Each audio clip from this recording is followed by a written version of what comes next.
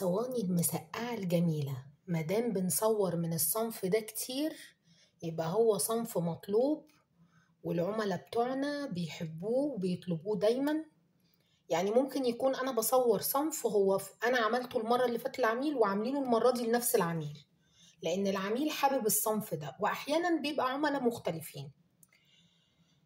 هقول لكم برضو على حاجة تانية كده. هو بصراحة كده أنا في المطبخ عندي مفيش حد يعرف يلوي دراعي، بمعنى يعني أنا ما عنديش لا بضاعة مخزونة ولا حاجات بايتة ولا حاجات متخزنة بقالها شهور.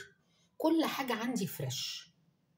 ليه بتقولي النقطة دي؟ عشان أقول لكم على حاجة يا جماعة. في ناس كتير بتعمل عروض في المطاعم لأن هي عايزة تتخلص من البضاعة بتاعتها. هو لو قعد البضاعة بتاعته يومين ثلاثة كمان هتبوظ، فهو مضطر يعمل عرض بدل ما تبوظ. طب أنا واحدة زي كده أعمل عروض وخصومات ليه؟ انا كل حاجه فريش، يعني كل الانجريدينتس بتاعت الطبق ده لسه شارينها امبارح عشان نعملها النهارده. ليه بقى انا ليه اشتري حاجه لسه حاجه شاريها امبارح وفريش وجميله والكلام ده كله واعمل عليها عرض ليه؟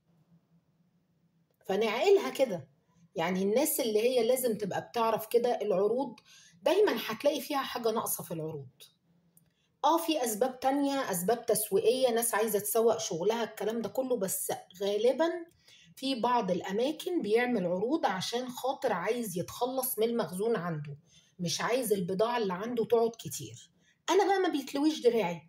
انا ما عنديش بضاعة قاعدة او متخزنة ومضطرة ان انا ابيعها عشان بسعر بخس واقلل من رزقي واقلل من مكسبي عشان خاطر بتاع ده اتخلص منها وخلاص.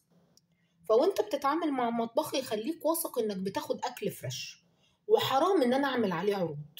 كده انا بقلل من قيمة الاكل والمجهود، وان حاجة متعوب عليها وجرينا بسرعة نجيبها عشان العميل طالبها مخصوص.